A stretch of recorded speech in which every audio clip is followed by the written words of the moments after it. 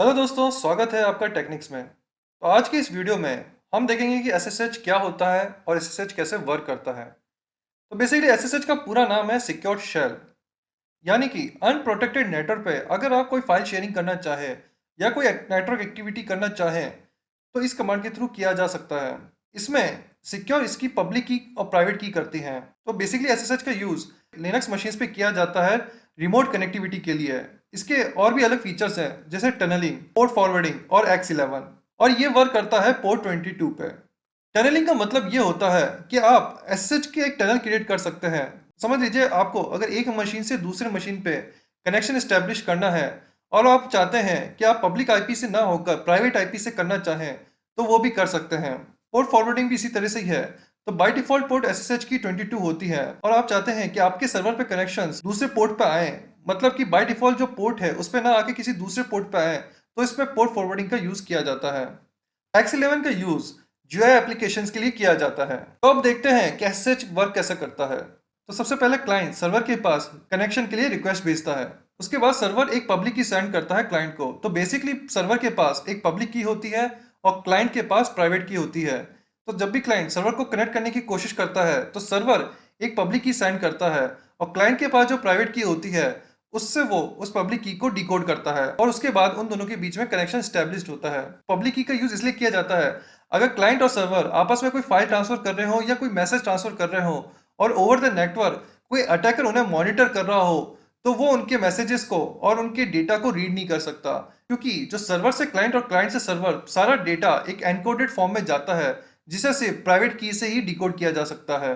तो इस वजह से एसएसएच बहुत ही सिक्योर रहता है। फिर जैसे ही क्लाइंट सर्वर की पब्लिक की को एक्सेप्ट कर लेता है और उसे डिकोड कर देता है तो फिर हो जाता है कनेक्शन स्टैब्लिश्ड और उसके बाद फिर क्लाइंट सर्वर पे एक्सेस ले पाता है। तो दोस्तों ये था एक सिंपल तरीका कनेक्शन स्टैब्लिश करने का। तो दोस्तों ये एक एसएसएच का फुल्ली कमांड। तो सबसे पहले अगर आप किसी मशीन पे एक्सेस लेना चाहते हैं तो आपको उसके लिए सबसे पहले टाइप करना है एसएसएच, उसके बाद टाइप करना है यूजर नेम और उसके बाद टाइप करना है उस मशीन का होस्ट नेम। यूजर नेम में आपको उस मशीन के पे जो यूजर्स हैं, ये जो यूजर्स से आप कनेक्ट करना चाहते हैं उसका यूजर नेम डालना है। बाय डिफॉल्ट सारे लिनक्स सिस्टम पे रूट यूजर होता है, तो आप यहाँ पे चाहे तो रूट भी डाल सकते हैं, पर आपको उसका पासवर्ड पता होना जरूरी है। उसके बाद है सर्वर होस्ट। सर्वर होस्ट का मतलब है कि यहाँ पर आपको जिस मशीन से आप कनेक्ट होना चाहते हैं उसका डोमेन नेम या फिर कह सकते हैं होस्ट नेम आपको यहाँ पर डालना होगा। होस्ट नेम आपका आईपी एड्रेस से बाइंडेड हो ये जरूरी होना चाहिए, नहीं तो आप उस सर्वर से होस्ट नेम के थ्रू कनेक्ट नहीं कर पाएंगे। और या फिर आप सिंपल तरीका ये भी कर सकते हैं कि यहाँ पर सिर्फ आईपी एड्रेस डाल दें, तो उससे भी आप कनेक्ट कर सकेंगे। तो दोस्तों मैं अब आपको एक रियल एग्जांपल दिखाता हूँ कि ये चीज़ें कैसे वर्क करती है। तो इसमें मैं आपको बताता हूँ कि कैसे आप अपने सिस्टम का एक्सेस ले सकते हैं। तो बाय डिफॉल्ट मैंने इसमें कमांड पहले से ही टाइप किया हुआ है, तो वापस से टाइप नहीं करूँगा। तो ये है कमांड ssh root @192.168.43.64। रूट हमारा यूज़र नेम है और ये है हमारा आईपी एड्रेस। तो मैं प्रेस करूँगा एंटर। अब आप जैसे देख सकते हैं कि मुझसे पासवर्ड मांग रहा है, तो प्रोवाइड करूँगा पासवर्ड और ये हमें मिल गया एक्सेस। तो जैसे आप देख सकते हैं कि हमें उस सर्वर का एक्सेस मिल चुका है। ये है उसका होस्ट नेम और ये है उसका यूज़र नेम। तो जैसे आप देख सकते हैं कि हमने पासवर्ड से लॉगिन लिया है, तो ये एक अनप्रोटेक्टेड वे है क्योंकि कोई भी आपका पासवर्ड कैप्चर कर सकता है। तो अब हमें पब्लिक की ऑथेंटिकेशन चाहिए, मतलब कि जब भी हम एसएसएच करें तो हमसे कोई पासवर्ड ना मांगे, डायरेक्टली एक्सेस कर पाए। तो हम इसे प्रेस करते हैं कंट्रोल डी। तो जैसे आप देख सकते हैं मल्टीपल फाइल्स हैं, जैसे ऑथराइज की IDRSA.pub। तो ये IDRSA हमारी प्राइवेट की है और IDRSA.pub हमारी पब्लिक की है। तो ये दो बहुत इंपॉर्टेंट की होती है जिससे हम सर्वर पे एक्सेस ले पाते हैं। अगर आपके पास ये दो की ना हो तो सबसे बेस्ट तरीका है कि आप नई की क्रिएट कर लें। तो उसका कमांड है SSH-keygen। इस ऑप्शन में ये बोल रहा है कि आप अपनी की का क्या नाम रखना चाहते हैं। तो बाय डिफॉल्ट IDRSA ही सही रहता है, तो हम प्रेस कर देते हैं एंटर। तो ये की ऑलरेडी है हमारे पास, तो मैं यहाँ प्रेस कर देता हूँ यस, मुझे इसे ओवरराइट करना है। उसके बाद पासवर्ड्स का है, अगर आप अपनी की के ऊपर पासवर्ड देना चाहें, मतलब कि अगर आप जब किसी सर्वर पर एक्सेस लेते हैं पब्लिक की से तो आपको पासवर्ड नहीं पूछता, लेकिन अगर आप इस ऑप्शन को इनेबल कर देते हैं तो एसएसएच करने के बाद भी आपसे एक पासवर्ड पूछा जाता है। तो अगर आप डायरेक्टली एसएसएच करना चाहते हैं अपनी पब्लिक की से तो आप इसे खाली छोड़ सकते हैं। तो जैसे यहाँ पर ऑप्शन हो रहा है एम्प्टी का, तो मैं इसे एम्प्टी छोड़ देता हूँ और यहाँ पर आपको वापस से प्रेस करना है एंटर। तो दोस्तों आप जैसे देख सकते हैं कि मेरी की बन चुकी है और ये है उसकी लोकेशन। अब मुझे ये की को अपने सर्वर पे कॉपी करना है।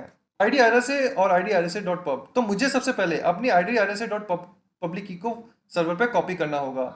इसी की से मैं उस सर्वर पे बिना पासवर्ड के एक्सेस ले पाऊंगा। तो इसका बेस्ट कमांड है cat IDRSA.pub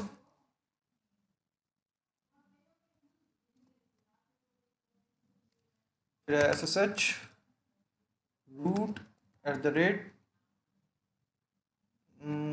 ये है सर्वर का IP,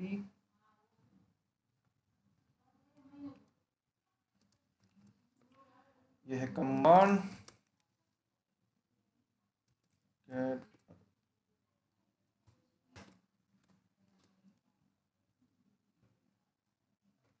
_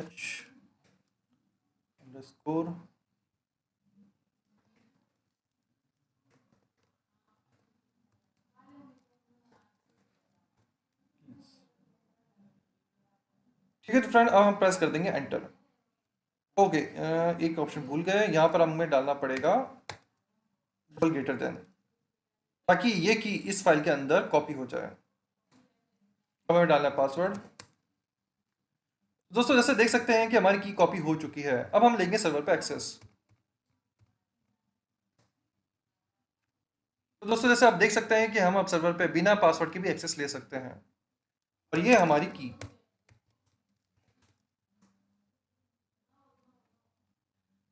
जैसे आप देख सकते हैं कि ये पब्लिक की हमारे सर्वर पे है, और यही सेम पब्लिक की हमारे पास भी थी।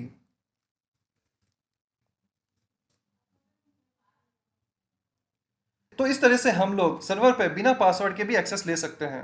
अगर आपको ये वीडियो पसंद आया हो तो प्लीज़ इसे शेयर, लाइक और सब्सक्राइब जरूर करिएगा। मिलते हैं अगले वीडियो में।